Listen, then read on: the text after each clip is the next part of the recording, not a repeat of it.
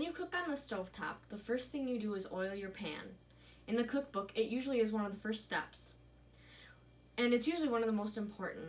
What's more important, though, is knowing where that oil came from. If I told you that the oil you're using on your everyday meals was harvested from protected forests with endangered species who desperately rely on their environment, would you still be using that oil? Today I'm here to talk to you about some reasons about how we can protect ourselves and our land by decreasing our use of palm oil products.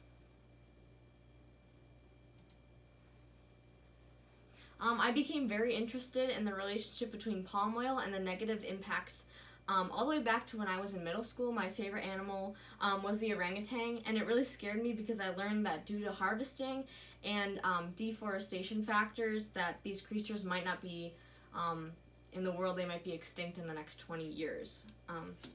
So I'm just going to discuss the negative factors of using palm oil, such as it's not the healthiest for your body, it's not the healthiest oil option, the harvesting of the product can lead to negative environmental impacts, and palm oil plantations lead to the killing of hundreds of species throughout the globe.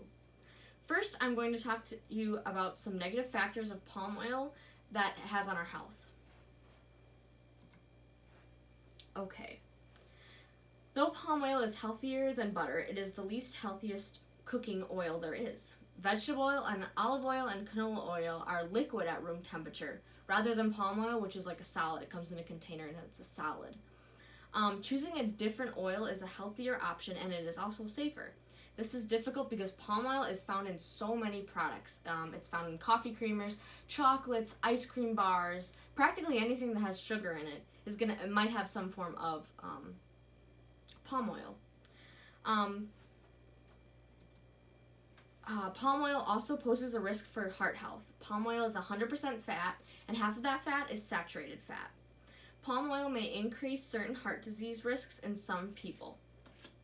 And repeatedly reheating this palm oil may decrease its antioxidant capacity and contribute to the development of a heart disease. This reheating of palm oil at a temperature of 392 degrees Fahrenheit or above produces harmful substances like high levels of glycidic acid. The less boiling means the less nasty substances produced. Glycidic acid, along with others, are main exposures for cancers. Though it has been linked that these substances are, when exposed to mice and rats, create cancers, it is uncertain if that link in humans is the same. But either way, these substances produced under extreme heat are very unhealthy for the human body. Now that I've mentioned a little bit about the risks to humans by palm oil, let's talk about some of the risks it poses to the environment. First, deforestation. Palm oil plantations and smallholders expanding palm oil farms ruins rainforests around the globe. Very frequently, palm oil plantations replace ancient forests with monocultures that can't support the same levels of biodiversity as the original forest. Between the years of 1990 and 2005, 55 to 60% of palm oil expansion in Indonesia replaced the virgin forests. That's more than 5 million soccer fields.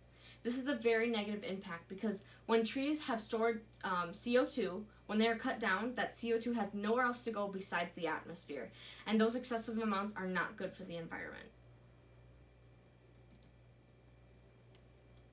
Along with building plantations, there's also the building of roads, mills, factories, housing lots, etc. And that's a motive for forest clearance. According to Scientific America, which publishes scientific digital articles, today, palm oil plantations are the #1 cause of deforestation in Indonesia and other equatorial countries. Now, another environmental impact of palm oil plantations is the threat to water resources and rainforest soil. Rainforests are a huge regulator in maintaining water resources. Rainforests absorb rainfall and then distribute them to the local lakes, streams, and rivers. When rainforests become non-existent due to plantations, the overabundance of this water creates flooding and soil depletion. If you think about it, these conditions wouldn't be good for a farming of a plantation anyways. Plantations also use a lot of fertilizers and pesticides that pollute groundwater and soil. Soil eroded areas require even more fertilizers and pesticides, which affects waterways and biodiversity downstream. Erosion occurs when forests are cleared and planting occurs on the steep slopes. Plantations plant trees in rows, creating deep channels in the water, and these deep channels take soil away from the top surface layers. As you can see right there, that's the deep channels that plantations use. Not only does palm oil plantations hurt the environment, it affects the biodiversity in the rainforest, like the animals. Due to plantations clearing forests, animals like tigers, elephants, rhinoceroses, and my favorite, the orangutans, are being forced to move into smaller habitats.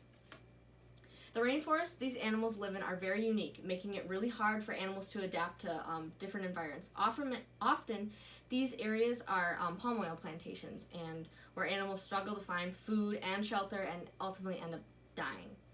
These animals are majorly on the endangered species list as well. Growing up, my favorite animal, like I said, was the orangutan. They're intelligent, fascinating, and quite adorable.